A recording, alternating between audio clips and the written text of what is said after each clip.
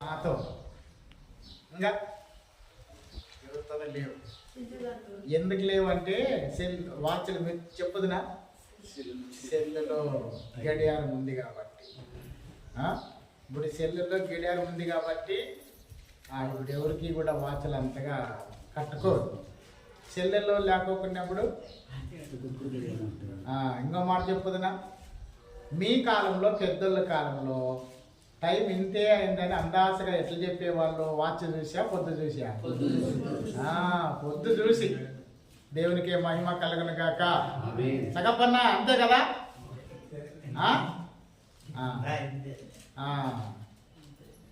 మీరు మడి కోసేకి పోయినప్పుడు, కలప తీసేకి పోయినప్పుడు, శనిక్కాయ పోయినప్పుడు, మొత్తానికి పనికి పోయినప్పుడు భూపొద్దు అయింది అని చెప్పుకునేవాళ్ళు. ఇంకా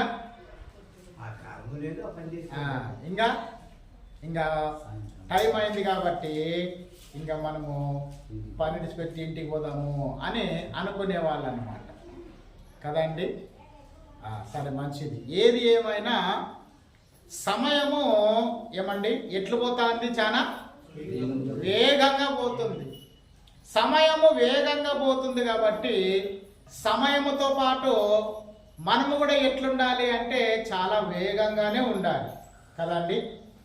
చాలా మంచిది. మరి బైబిల్లో ఏమని వ్రాయబడింది అంటే సోమరులకి సమయం యొక్క విలువ, బాగా వినాలి మాట, ఎవరికంట? సోమరులకు సమయము విలువ తెలుస్తుందా? తెలియదు.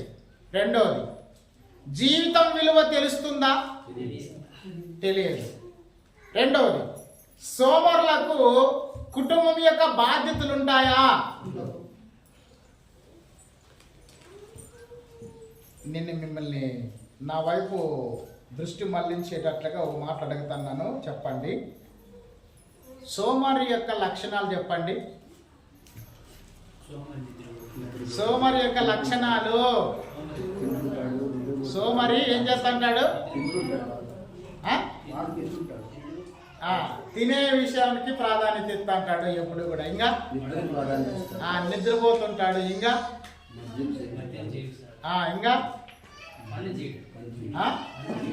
పని చేయడు కదండి. ఇట్లా వాళ్ళని ఏమంటారు?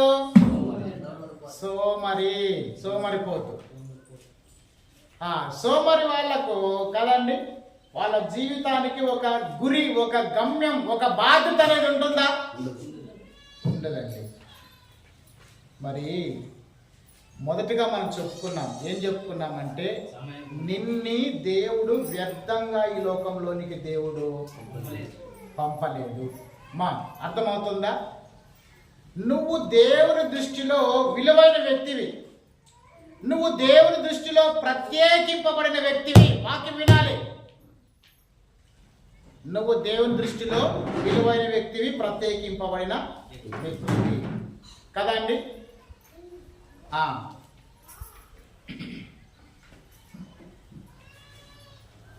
నా వైపు చూడండి. 1వ తరగతి నుంచి 9వ తరగతి వరకు కూడా ఫెయిల్ అయినా కానీ పై క్లాస్కి పంపిస్తుంటారా లేదా? చెప్పండి. పంపిస్తుంటారు అంటే మార్కులు తక్కువ వచ్చినా కానీ. 10వ తరగతిలో ఫెయిల్ అయితే ఇంటర్మీడియట్ పంపిస్తారా? ఇంటర్మీడియట్గా ఇంటికా? ఇంటికి. దేవునికి మహిమ కలుగును గాక. ఇప్పుడు మా కుమారుడు వరుణ్ 10వ తరగతి.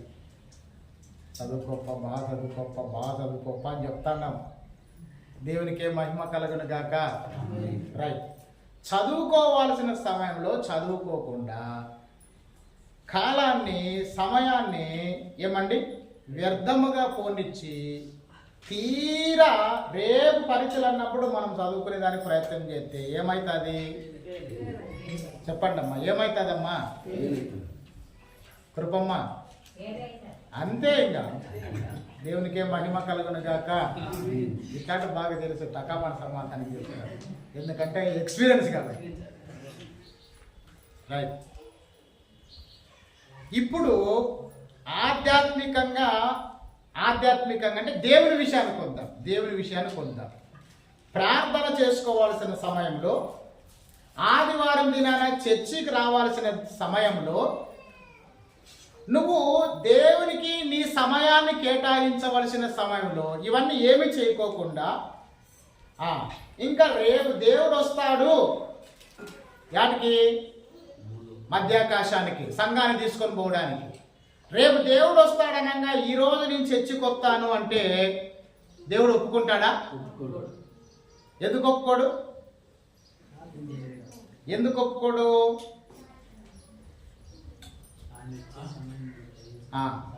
చూడండి, చాలా మంది విద్యార్థులు జీవితంలో నష్టపోయిన తర్వాత కదండి అప్పుడు బాధపడుతుంటారు. అప్పుడే బాగా చదువుకుంటే, అప్పుడే బాగా పరీక్షలకి సిద్ధపడింటే, అప్పుడే బాగా కదండి కష్టపడింటే ఇప్పుడు బాధపడాల్సినటువంటి పరిస్థితి ఉండేది కాదు అని అనుకుంటుంటారు. వాళ్ళు బాధపడుతుంటే మనం కూడా చెప్తా ఉంటుంటాం కదా. ఏం చెప్తాము? అప్పుడు చదువుకోమని చెప్తా అంటాం కదా, అప్పుడు స్కూల్కి బాగా వెళ్ళు అని చెప్తా అంటాం కదా. స్కూల్కి వెళ్ళలేదు, నువ్వు సరిగ్గా చదువుకోలేదు కాబట్టి ఇప్పుడు నీ పరిస్థితి ఏమైంది? ఫెయిల్ అయినావు అని కదండి. ఇప్పుడు నేను మిమ్మల్ని ఒక ప్రశ్న అడుగుతాను మళ్ళీ కూడా. ఏమ్మా, ఫెయిల్ అయిన తర్వాత బాధపడేదానికంటే సమయం ఉన్నప్పుడే, చదువుకోవడానికి అవకాశాలు ఉన్నప్పుడే చదువుకుంటే మంచిదా కాదా? దేవుడు మనము ఆయనకు ప్రార్థన చేయడానికి, మనము ఆయన సన్నిధికి రావడానికి, ఆయన పరిచర్య చేయడానికి, ఆయన కొరకు మనము ప్రయాసపడడానికి దేవుడు మనకు అవకాశాలు ఇస్తున్నప్పుడే మనము దేవుని కొరకు ప్రయాసపడాలని, దేవుని సన్నిధికి రావాలని, వాక్యం వినాలని, ప్రార్థన చేసుకోవాలని ఇవన్నీ దేవుడు మనకు అవకాశాలు ఇస్తున్నాడా లేదా? ఇస్తున్నాడు. ఇచ్చినప్పుడే మనం ఏం చేయాలి చెప్పాలి. అవకాశం ఇచ్చినప్పుడే మనం ఏం చేయాలి? సద్వినియోగము చేసుకోవాలి. ఏం చేసుకోవాలి? సద్వినియోగం చేసుకోవాలి. అవకాశం ఉన్నప్పుడు సద్వినియోగం చేసుకోకుండా అవకాశములో నిర్లక్ష్యముగా ఉంటూ అవకాశం చేయి దాటిపోయిన తర్వాత అవకాశం నాకు రావాలి కావాలి అనుకున్నప్పుడు అడిగితే ఆశిస్తే వస్తుందా? రాదు. నా వైపు చూడండి. బైబిల్ గ్రంథంలో ఏశావు అనేటువంటి ఒక వ్యక్తి ఉన్నాడు. చెప్పండి, ఎవరు? ఎవరు కొడుకు ఏశావు? ఏశావు ఎవరు కొడుకు? చెప్పండి, ఏశావు ఎవరు కొడుకు? ఏమో అనండి. బాగుండరమ్మా.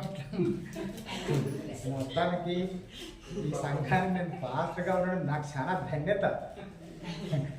రైట్, మంచిది. ఇస్సాకు కొడుకు అనండి. ఇస్సాకు కొడుకు. ఇస్సాకుకి ఏమ్మా? రిబ్కా గర్భములో 2 కవలలు అంట. రిబ్కా గర్భంలో 2 కవలలు. ఏశావేమో ముందుగా జన్మించడానికి రెడీగా ఉన్నాడు, కానీ రెండోవాడు యాకోబు ఏశావు మడిమిని పట్టుకొని ఉన్నాడంట. లోపల ఏశావు యొక్క మడమే పట్టుకొని ఉన్నాడంట. వాక్యం రాయబడింది. మొత్తానికి ఏశావు మరి ఫస్ట్లో జన్మిస్తే యాకోబు రెండోసారి జన్మించినాడు. ఏమంటే అప్పటికి పెద్దోడు ఎవరవుతారు? ఏశావు అవుతారు. సాధారణంగా ఒక ఆనవాయితీ ఉంది, ఒక క్రమం ఉంది, లేకపోతే ఒక నియమం ఉంది. ఏమి నియమము అంటే ఆస్తి పంచిపెట్టేటప్పుడు కదండి పెద్దోళ్ళకి ఏమిస్తారు? ఎక్స్ట్రా జ్యేష్ఠ భాగం అనండి. జ్యేష్ఠ భాగం ఇస్తారు. ఇప్పుడు ఏశావుకి ఏం రావాలి? ఏమొచ్చింది? జ్యేష్ఠ భాగం వచ్చింది. జ్యేష్ఠ భాగం వచ్చినప్పుడు ఈ జ్యేష్ఠ భాగం విషయంలో జాగ్రత్తగా ఉండాలి ఏశావు. ఒకరోజు యాకోబు పాపము వంట చేస్తూ ఉన్నాడు. వంట చేస్తుంటే ఏశావు అడవికి వెళ్ళి జంతువులు వేటాడింటే ఆకలేసింది. ఇంటికి వచ్చేపాటికి తమ్ముడు వంట చేస్తున్నాడు. రే తమ్ముడు, నాకు కొద్దిగా అన్నం పెట్టవా ఈ పూట అంటే యాకోబు ఏమన్నాడు? ఊరికనే పెడతానా నీకు అని అన్నాడు. మరి ఏం కావాలరా, ఏం చేయాలరా నేను అంటే యాకోబు ఏమన్నాడు? నీ జ్యేష్ఠత్వపును హక్కు, నీ జ్యేష్ఠత్వాన్ని నాకు ఇస్తావా అని అడిగినాడు. ఎవరు? యాకోబు. అడిగితే ఏశావు ఏమనాలి? అది దేవుడిచ్చిన వరంరా, దేవుడిచ్చిన ఆధిక్యతరా, అట్లా ఇవ్వకూడదు అని ఏశావు అనాల్సింది.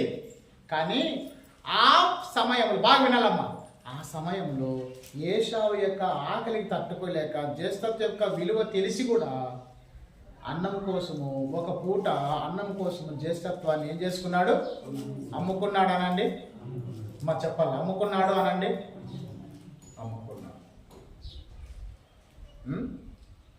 ఈ రోజుల్లో కూడా చాలా మందికి మంచి మంచి తలాంతులు ఇచ్చినాడు దేవుడు. పాటలు పాడే వరం, కొంతమంది మ్యూజికల్ వాయించే వరం, కీబోర్డ్ కానీ, తబలా కానీ, లేకపోతే రిథమ్ ప్యాడ్ కానీ, ఇంకా మంచి మంచి గిటారు, ఇవన్నీ కూడా. నేను ఎక్కడైనా సభలు ఏదైనా చిన్న చిన్న మీటింగ్స్ ఏర్పాటు చేసినప్పుడు కీబోర్డ్ వాయించే వాళ్ళని, రిథమ్ ప్యాడ్ వాయించే వాళ్ళని, అన్న కొద్దిగా ప్రార్థన ప్రోగ్రామ్ ముందు వస్తారన్నప్పుడు వెంటనే వాళ్ళు ఏమంటారంటే, ఒక మీటింగ్కి ఒక నైట్కి ఏమి ఇస్తావు అంట. చెప్పండి, ఏమంటారు? ఏటికి? వాయిద్యాలు వాయించేదానికి. అంటే దీని అర్థమేమి? వాళ్ళ వరాన్ని ఏం చేసుకుంటున్నట్లా?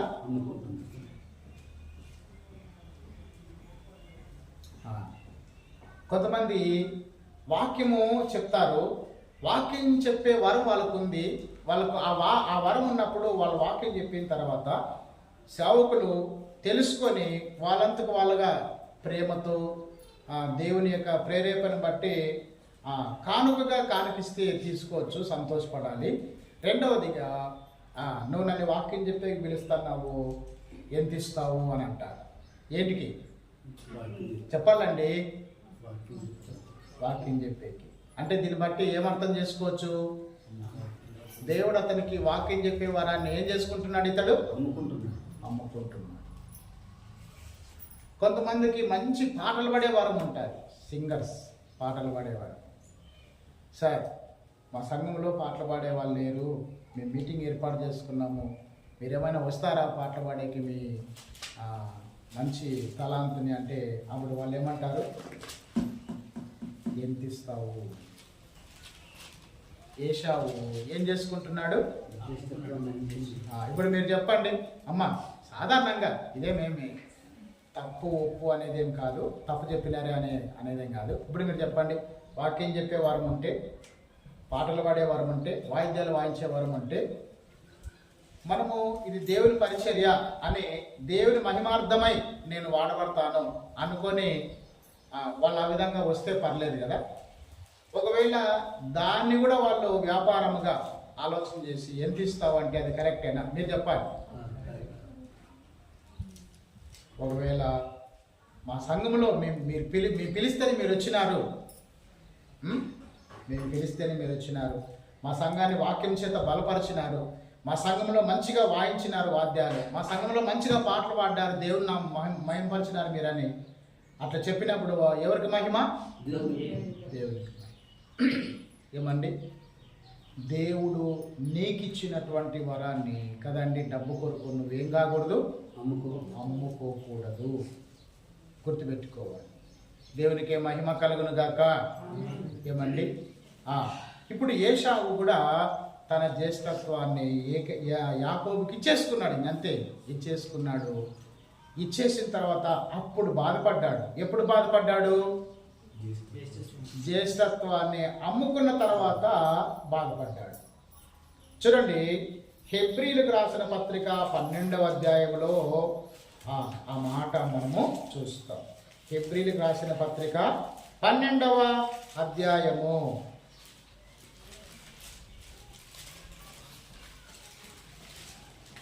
16వ వచనం.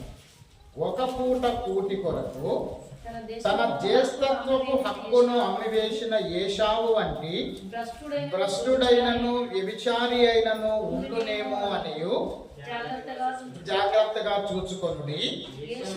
ఏశావు ఆ తర్వాత ఆశీర్వాదము పొందగోరి కన్నీళ్లు విడుచుచు దానికోసము శ్రద్ధతో వెదికినను మారు మనసు పొందని అవకాశము దొరకక విసర్జింపబడనని మీరెరుగుదురు.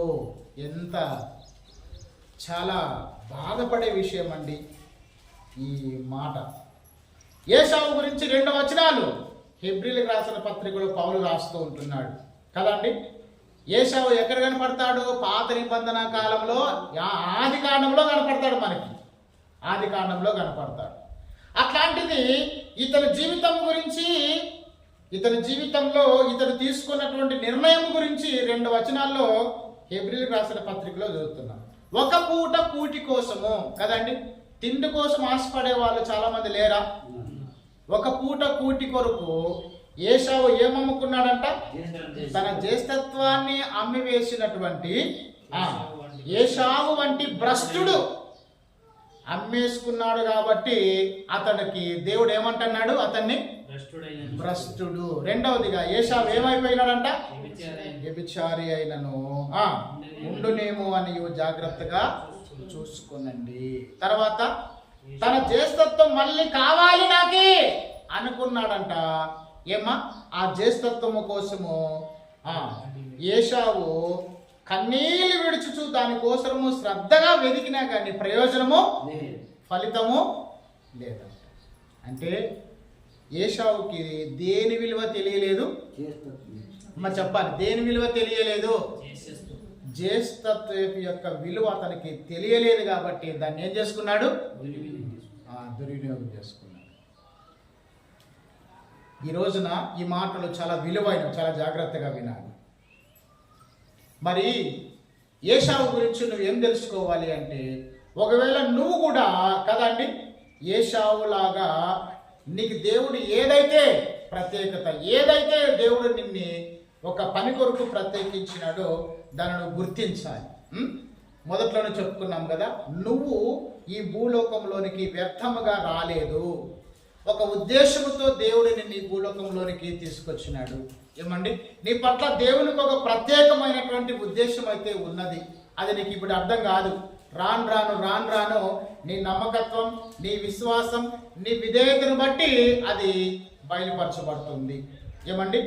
ఏశావు ఆశీర్వాదము కోసము శ్రద్ధతో కన్నీళ్లు గార్చి వెతికినాడంట. దొరికిందా?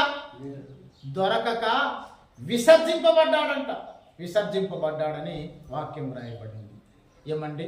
అందుకని దేని పిల్లలారా, ఏదైతే దేవుడు నీకు ఇచ్చినాడో ఏమండి నీ చేతుల్లో నుంచి అది జారిపోకముందే నువ్వు దాని విషయంలో నువ్వు ఏం పడాలి?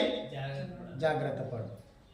నీ యవ్వనమైన, నీ తలాంతైన, నీ జ్ఞానమైన, నీకున్నటువంటి ఏ వరమైనప్పటికీ కూడా, నీ కుటుంబంలో ఉన్నటువంటి నీ ఆధిక్యత ఏది ఏమైనప్పటికీ కూడా దేవుడు నీకు ఇచ్చిన దాన్ని నువ్వు జాగ్రత్తగా నువ్వు కాపాడుకోవాలి. ఈరోజు ఏం చదువుకుంటున్నామండి? సమయమును పోనివ్వక. ఇప్పుడు ఏశావు ఏం పోగొట్టుకున్నాడండి? ఏం పోనిచ్చుకున్నాడు? తన జ్యేష్ఠత్వాన్ని పోనిచ్చుకున్నాడు. మళ్ళీ దాన్ని కావాలని అనుకున్నప్పుడు అది అతనికి దక్కిందా? దక్కలేదండి. కాబట్టి ఏశావు మనకుగా మాదిరి. ఏశావు మనకుగా మాదిరి. ఏమండి? ఇప్పుడు ఆది కాండానికి వద్దాం. ఆది కాండం త్వరగా చూడండి. ఆది కాండం 19వ అధ్యాయం. ఆది కాండము 19వ అధ్యాయము. ఆది కాండము 19వ అధ్యాయము 23వ వచనం.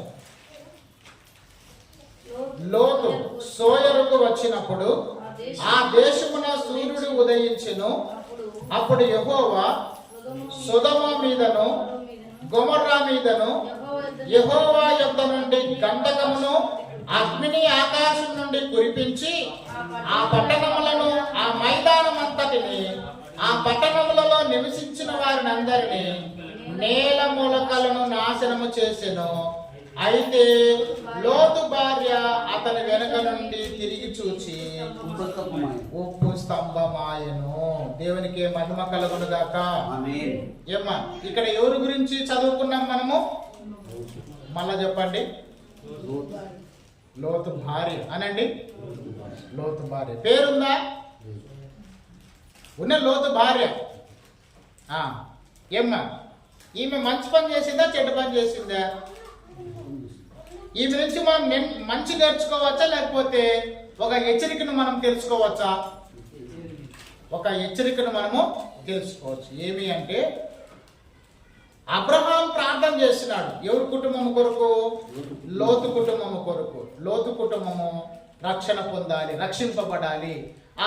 లేకపోతే ఆ అగ్నిగంధకాల ఆ యొక్క ఉగ్రత నుండి కూడా ఈ కుటుంబము నాశనము కాకూడదని లోతు ప్రార్థన చేస్తే, మరి అబ్రహాం ప్రార్థన చేస్తే, అబ్రహాముకు దేవుడు మాట ఇచ్చినాడు, అబ్రహామా ఇదిగో నువ్వు కోరుకున్నట్లుగా 10 మంది నీతిమంతుల్ని నేను నాశనము చేయను అని దేవుడు అబ్రహాముకు మాట ఇచ్చినాడు.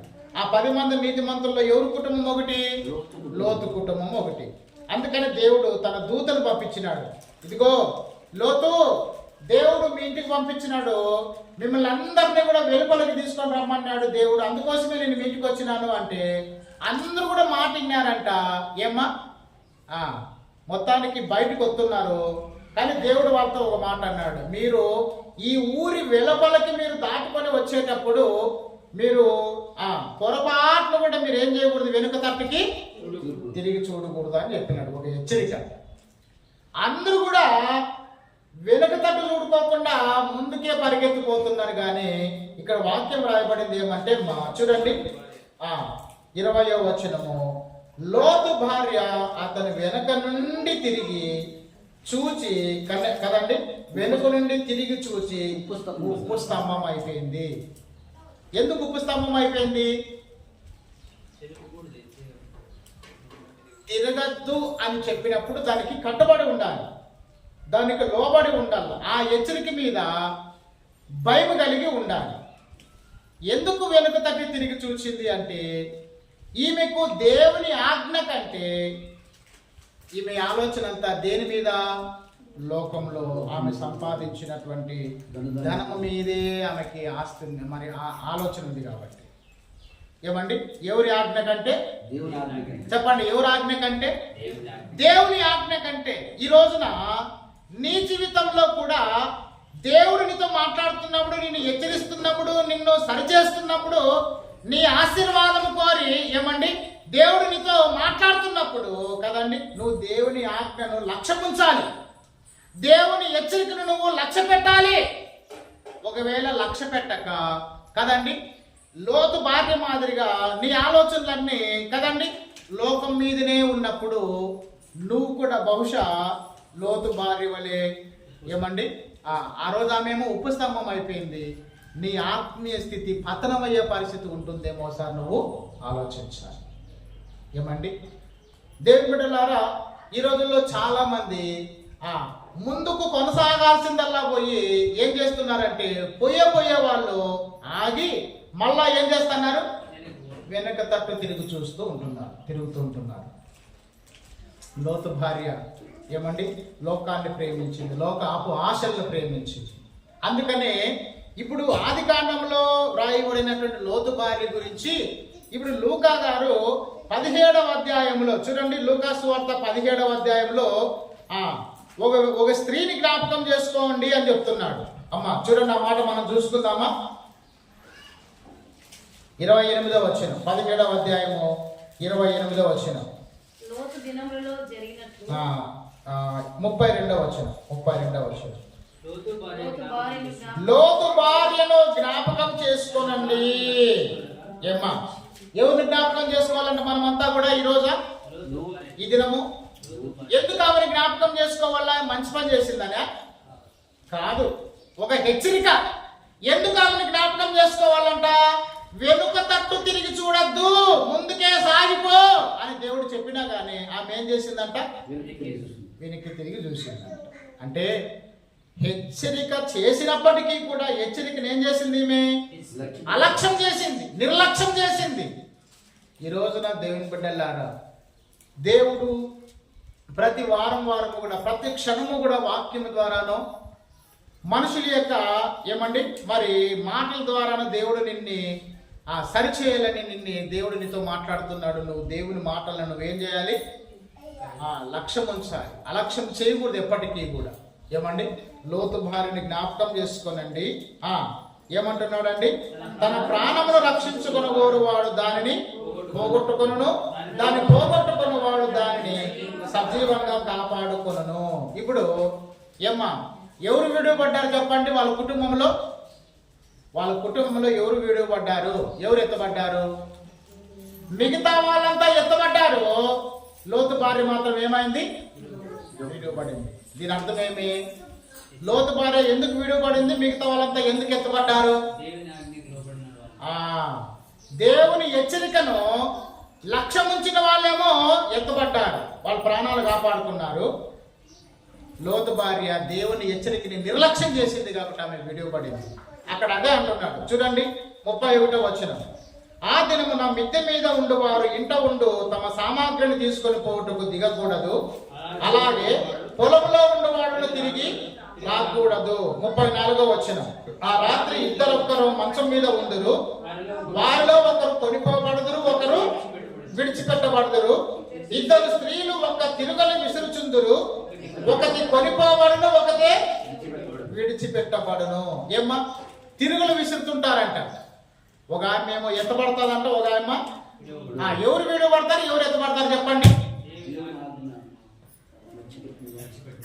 మనకు అర్థమయ్యేటట్లుగా మత్తయి గారు ఒక మంచి సాదృశ్యాన్ని, ఒక ఉపమానం చెప్పినాడు యేసుక్రీస్తు. ఏ ఉపమానము? 10 మంది కన్యకలు. 10 మంది కన్యకలు. 10 మందిలో 5 మంది ఎవరు? 5 మంది ఎవరు?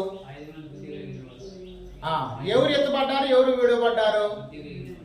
బుద్ధి కలిగిన వాళ్ళేమో నూనెను సిద్ధపాటు చేసుకున్నారు, దివిటీల్లో దీపాలు వెలుగుతున్నాయి. పెళ్లి కుమారుని యొక్క కేక, పెళ్లి కుమారుని యొక్క రాకడ గురించి వాళ్ళు ఎదురు చూస్తూనే ఉన్నారంట, నిద్రపోకోకుండా మెలకు కలిగి ఎదురు చూస్తున్నారంట. పెళ్లి కుమారుడు వచ్చినాడు, కేక వేసినాడు. వారు పెళ్లి కుమారుడితో పాటు ఎక్కడికి పోయినారంట? పెళ్లి విందులే పోయినారు. మరి మిగతా 5 మంది విడివబడ్డారు. ఎందుకు విడివబడ్డారండి? వాళ్ళు పెళ్లి కుమారుడు ఇంకా వచ్చేది ఆలస్యం అవుతుందని చెప్పేసి వాళ్ళు ఏం చేసినారంట? నిర్లక్ష్యం చేసినారంట.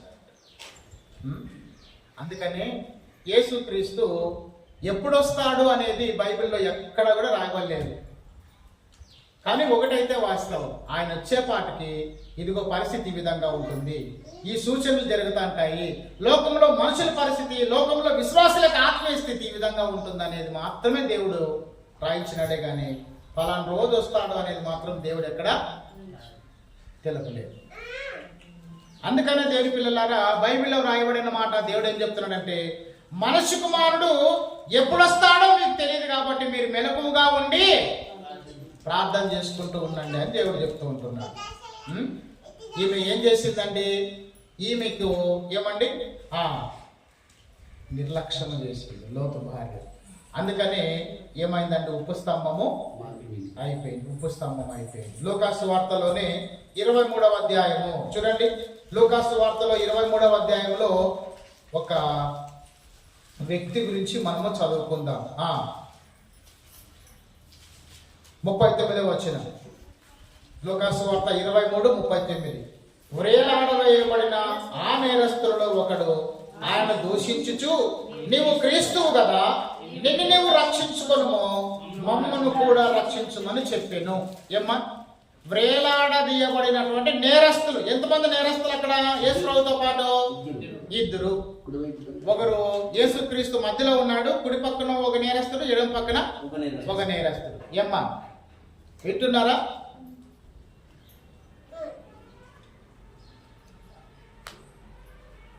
కుడి పక్కన ఉన్నటువంటి నేరస్తుడు ఏం మాట్లాడలేదు, మౌనంగా ఉన్నాడు. ఎడమ పక్కన ఉన్న నేరస్తుడు అంటే దొంగ ఏమంటున్నాడు? నువ్వు క్రీస్తువు కదా అంటున్నాడు. చెప్పండి, ఏమంటున్నాడు? నువ్వు క్రీస్తువు కదా, నిన్ను నీవు రక్షించుకొనుము, మమ్మల్ని కూడా రక్షించు అని చెప్తూ ఉంటున్నాడు. అంటే దీని అర్థం ఏమి? ఆ మాట అనడంలో అర్థమేమి? ఆయన ఆలోచన, ఆయన ఉద్దేశం ఏమి? ఈ శిలువలో నుండి, ఈ శిక్ష నుండి కూడా మమ్మల్ని రక్షించు అంటున్నాడు ఆ నేరస్తుడు. అంటే ఇతనికి తాత్కాలికమైనటువంటి విడుదల కావాలా అనేది ఆయన కోరుకుంటున్నాడు. కానీ శాశ్వతమైనటువంటి నరకం నుండి కూడా, పాతాళం నుండి కూడా మాకు విడుదల కావాలని మాత్రము ఈ వ్యక్తి కోరుకోలేదు. కానీ కుడివైపున ఉన్న దొంగ ఏమంటున్నాడు ఒకసారి చూసుకుందామా? ఆ మాట మనం చదువుకుందాం. 42వ వచనం. ఆయనను చూచి యేసు, నీవు నీ రాజ్యములోనికి వచ్చినప్పుడు నన్ను జ్ఞాపకం చేసుకొనుమనెను. ఏమ్మా, ఇతనికి ఏమర్థమైపోయిందంటే, నేను రక్షణ పొందడానికి నాకు ఎక్కువ సమయం లేదు, నేను పాపక్షమాపణ పొందడానికి నాకు ఎక్కువ సమయం లేదు, నేను నేరస్తుడైనప్పటికీ కూడా, సిలువ వేయబడిన వాడా అయినప్పటికీ కూడా, ఇదిగో నేను దోషినైనప్పటికీ కూడా ఈ సమయము నాకు ఎలాంటిది అంటే రక్షణ పొందే సమయము, పాపక్షమాపణ పొందే సమయము. సిలువలో నుండి కూడా తప్పించబడితే ఇదిగో నేను మళ్ళా అదే తప్పులు చేస్తానేమో, కానీ నాకు ఇప్పుడు ఏం కావాలి? రక్షణ కావాలి అనుకున్నాడు ఆ కుడి వైపున ఉన్నటువంటి నేరస్తుడు కదండి. అతనికి ఎక్కువ సమయం ఉందా? వాక్యం వినేదానికి కానీ, చర్చికి పోయేదానికి కానీ, బాప్తిసం తీసుకునేదానికి కానీ, రక్షణ పొందేదానికి అతనికి ఎక్కువ సమయం ఉందా? లేదు. ఇంకొంతసేపటికి ఆ వ్యక్తిని యేసుక్రీస్తుతో పాటు ఏం చేయబోతారు? సిలువ వేయబడ్డాడు. అంటే ఆల్రెడీగా చంపివేయబడతాడు, చంపేస్తాడు. ఆ చనిపోయే లోపల కదండి, చనిపోయే లోపల ఇక్కడ రక్షకుడు ఉన్నాడు. ఎక్కడున్నాడు రక్షకుడు? ఆ నేరస్తుని యొక్క పక్కలోనే. చాలా దూరంగా ఉన్నాడు యేసుక్రీస్తు ఏమన్నా? చాలా దూరంగా లేడండి. చాలా మందికి ఈ మాటలు వినబడుతున్నప్పటికీ కూడా, సువార్త వాళ్ళ దగ్గరికి వెళ్తున్నప్పటికీ కూడా, రక్షణ వాళ్ళ దగ్గరికి పోతున్నప్పటికీ కూడా, రక్షణను స్వీకరించాల్సిందల్లా పోయి రక్షణ ఏం చేస్తున్నారు? తృణీకరిస్తూ ఉంటున్నారు. పాప క్షమాపణ దేవుడు ఇవ్వాలని దేవుడు మనుషుల గురించి ఆలోచన చేస్తూ ఉంటే, మనుషులు పాప క్షమాపణను ఏం చేస్తున్నారు? తృణీకరిస్తూ ఉంటున్నారు. మన కుటుంబాల్లో ఉండేటువంటి వ్యక్తుల గురించి ఆలోచన చేద్దాం. మన కుటుంబాల్లో ఉండే వ్యక్తులు ఈ ఆదివారం దినాన అవసరమైతే ప్రార్థనకు రావాలన్నా, పండ్లు పెట్టుకోవాలన్నా కూడా ఎవరి చేతుల్లో ఉంది? చెప్పాలి, ఎవరి చేతుల్లో ఉంది? ఆదివారం దినాన మన చేతుల్లోనే ఉంది. ప్రార్థనకు రావాలంటే పండ్లన్నీ పక్కన పెట్టేసుకోవచ్చు. ప్రార్థనకు రాకూడదు అనుకుంటే మనమంతకు మనమే ఏం చేసుకుంటాము? పండ్లన్నీ కావించుకుంటాం. ఎవరిలాగా? మార్తమ్మలాగానండి. ఎంతమంది ఉన్నారు మార్తమ్మలు? చాలా మంది ఉన్నారు. ఎవరు మార్తమ్మలంతా కూడా? మార్తమ్మలు అంటే అర్థమేమి? మరియమ్మ ఏం చేస్తుందంటే దేవుని సన్నిధి కావాలనుకోయింది, వాక్యం విందాం అనుకోయింది, ఆయన పాదాల దగ్గర కూర్చోయింది. యాది ముఖ్యము? యేసుక్రీస్తు యాది ముఖ్యం అన్నాడు? మరియా ఉత్తమమైనది ఏర్పాటు చేసుకుంది. మా అత్తమ్మ నువ్వు చూస్తే ఏం చేస్తున్నావు? విస్తారమైన పండ్లు పెట్టుకొని ఆ పండ్లను బట్టి ఏమైతున్నావు? తొందరపడుతున్నావు అంటున్నాడు. కానీ మార్తమ్మ ఏమండి, యేసుక్రీస్తుకు పరిచయం చేద్దామనో లేకపోతే యేసుక్రీస్తుకి ఏదైనా చేసి పెడదామనో మొత్తానికి పనుల మీద ఉంది. మరియమ్మ ఎట్లా ఆలోచన చేస్తుందంటే, మళ్ళీ బేతిని గ్రామానికి యేసుప్రభు ఎప్పుడు వస్తాడో ఏమో, ఆయన వచ్చినప్పుడే ఆయన దగ్గర కూర్చొని వాక్యం విందాము అని కదండి. సమయమును ఏం చేయలేదు, ఆయన పోనీలేదు, సమయమును పోనీలేదు, సద్వినియోగం చేసుకుంటుంది. అమ్మా, నీ జీవితం ఎప్పుడు ముగుస్తుందో తెలియదు, నీ జీవితంలో ఎప్పుడు ఏం జరుగుతుందో తెలియదు. కనుక నువ్వు ఎప్పటికీ దేవుణ్ణి ఏం చేయకూడదు? చెప్పాలి, నిర్లక్ష్యము. నీ జీవితంలో సమయమును వృధాగా పోనీకూడదు దేవుని పిల్లల. ఈ కుడివైపున ఉన్న దొంగ కదా, రక్షణ పొందడానికి ఇదే మిక్కిలి అనుకూలమైన సమయము అనుకున్నాడు. ఏం పొందడానికి? చెప్పండి, ఏం పొందడానికి? 2వ కొరింథీయులకు రాసిన పత్రిక, 2వ పత్రిక 5వ అధ్యాయము చూడండి. కొరింథీయులకు రాసిన 2వ పత్రిక 5వ అధ్యాయంలో అక్కడ పౌలు ఒక మాట తెలియజేస్తుంది. 6వ అధ్యాయము 2వ వచనం.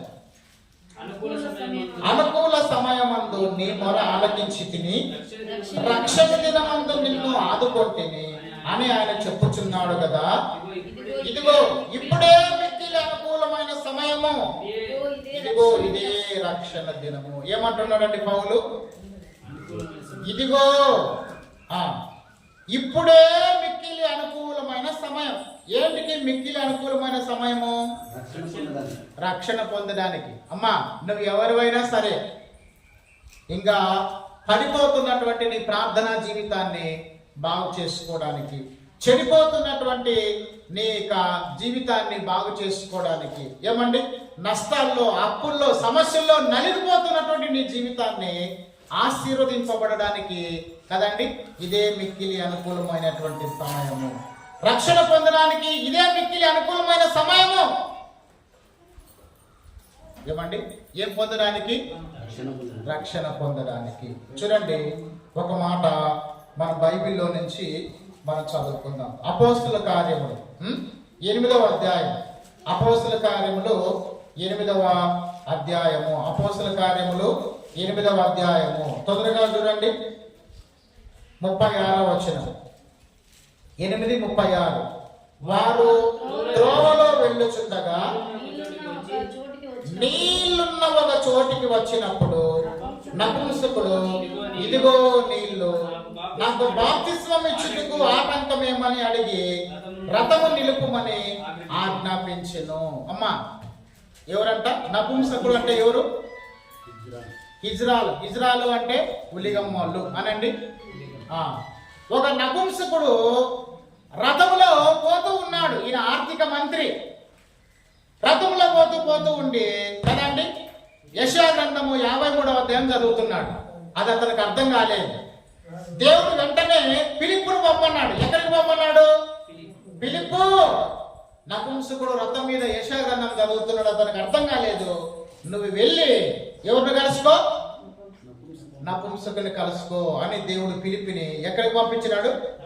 నపుంసకుని దగ్గరికి పంపించింది. నేను పోను ప్రభా, నేను వేరే పని మీద ఉన్నాను, నేను వేరే చోటు ప్రార్థనకు పోతున్నాను అని చెప్పినాడా? ఏమన్నా ఆటంకం ఏమన్నా? లేదండి. ఆనాడు అపోస్తలుడు ఏమండి దేవుడు వాడిని ఎక్కడికి పొమ్మని చెప్తే అక్కడికి వెళ్ళినాడు. ఇదిగో పౌలు, నువ్వు ఇది ఇప్పుడు ఎఫెసీ పట్టణానికి పోవడానికి ఇది మిక్కిలి అనుకూలమైన సమయం కాదు అని చెప్పితే ఆగిపోయినాడండి. ఆసియాలో కాలు పెట్టద్దు అని దేవుడు ఏమండి పౌలుకు చెప్పినప్పుడు పోలేదు. నువ్వు వెళ్ళు అని చెప్పినప్పుడు పౌలు వెళ్ళినాడు. అంటే దేవునికి లోబడుతున్నాడు కదా. ఎవరు? పౌలు. వెళ్ళొద్దు అంటే ఆగిపోతున్నాడు, వెళ్ళు అంటే వెళ్తున్నాడు. మనము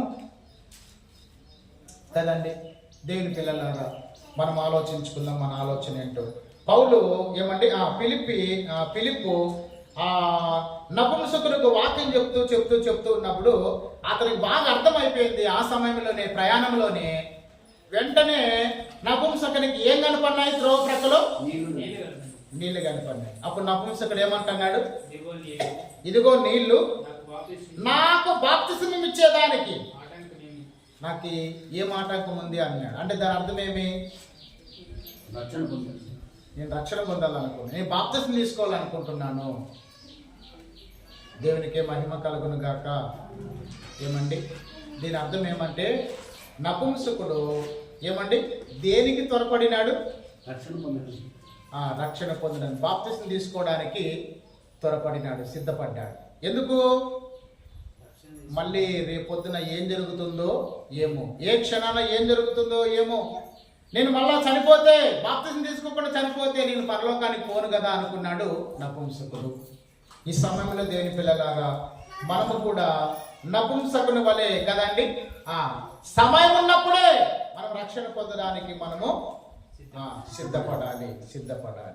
ఏమండి సమయాన్ని ఎవరెవరు పోగొట్టుకున్నారు?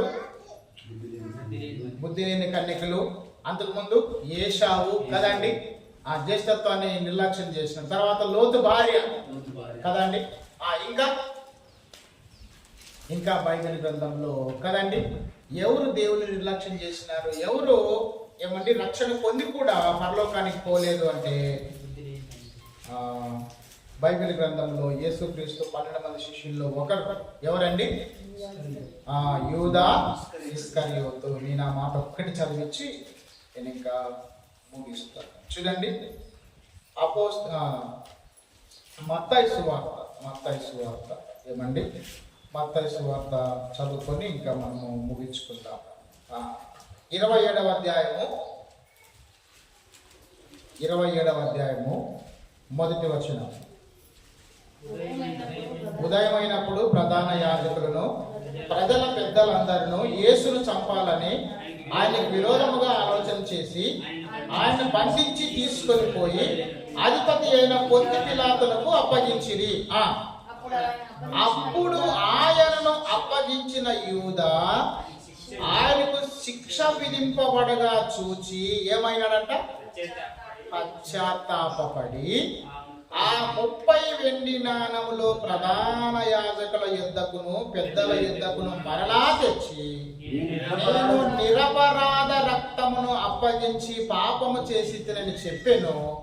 వారు దానితో మాకేమి నువ్వే చూసుకున్నామని చెప్పగా అతడు ఆ వెండి నాణెములు దేవాలయంలో పారవేసి పోయి ఉరిపెట్టుకొనెను.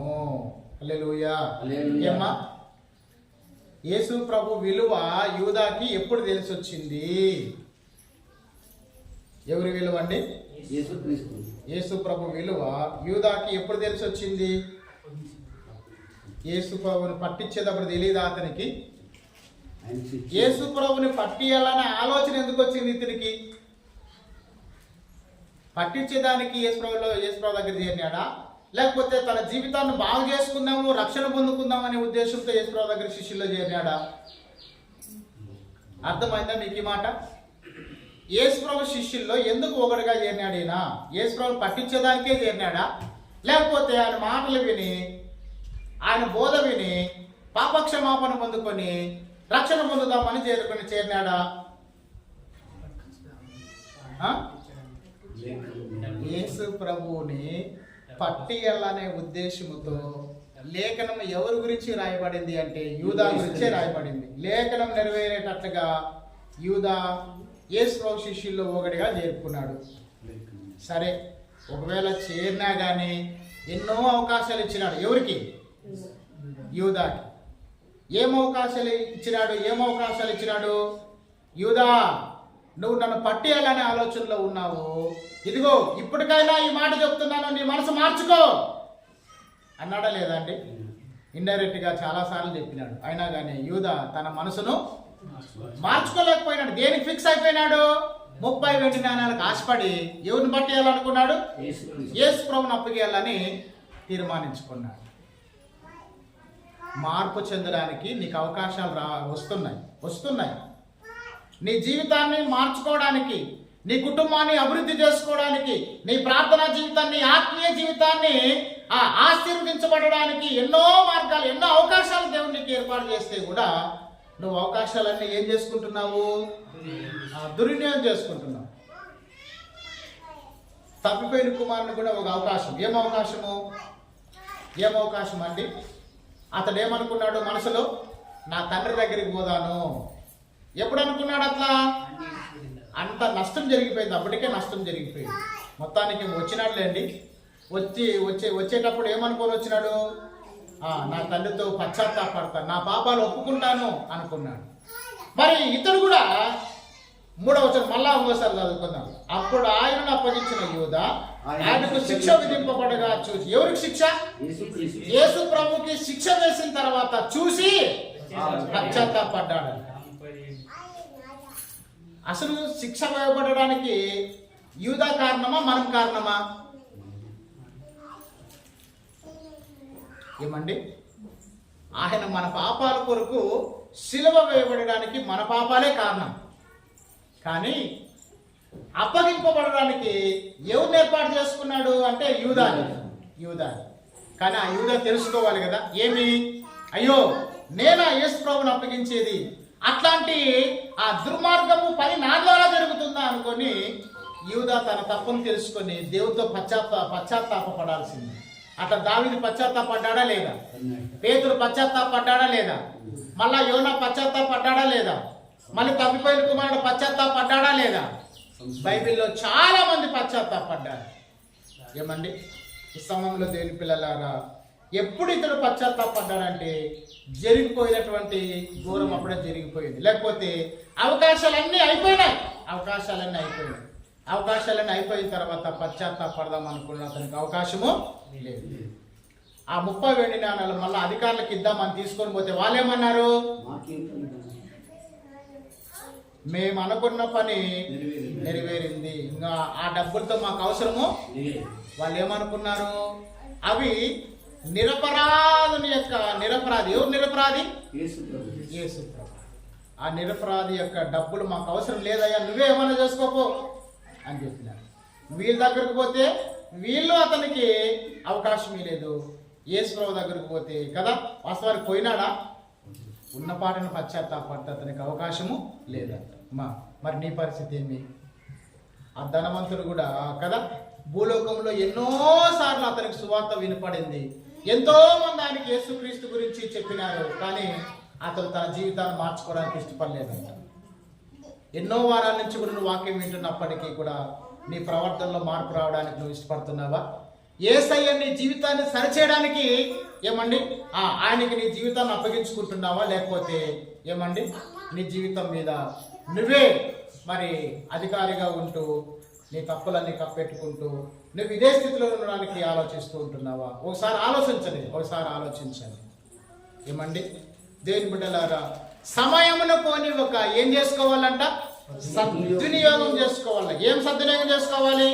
సమయాన్ని. రక్షణ పొందే విషయంలో, ప్రార్థన చేసే విషయంలో, చర్చికి వచ్చే విషయంలో, వాక్యంలో ఎదిగే విషయంలో, ఆయన సన్నిధానంలో ఆయన కొరకు ప్రయాసపడే విషయంలో కూడా మనము సమయాన్ని ఏం చేసుకోవాలి?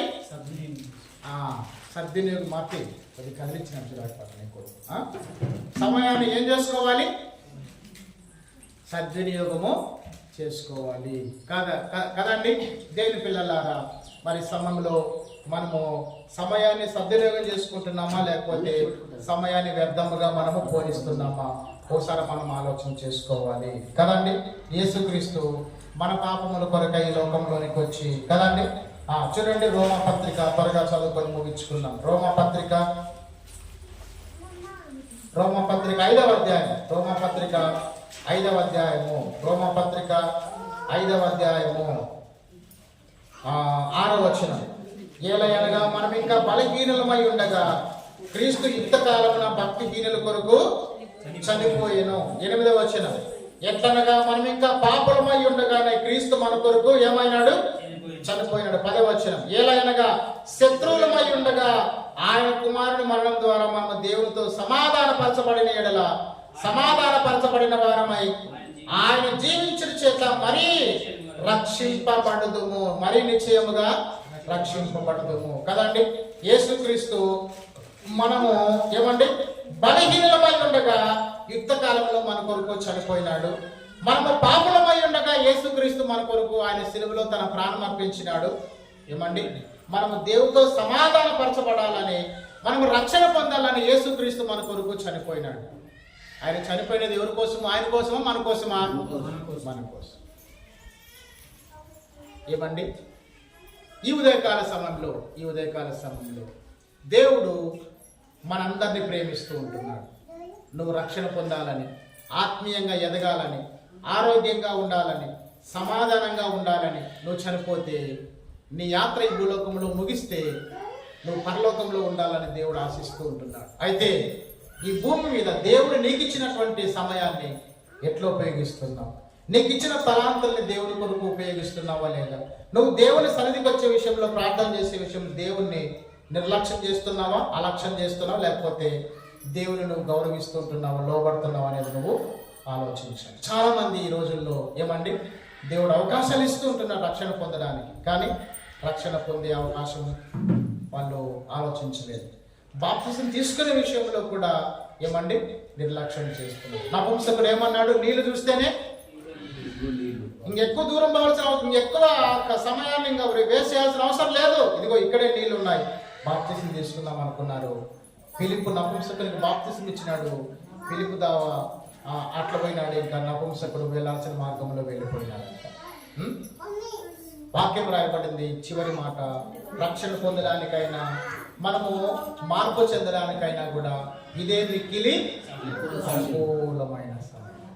మార్పు చెందవా నీవు, మార్పు చెందవా, బ్రతుకును మార్చుకోవా.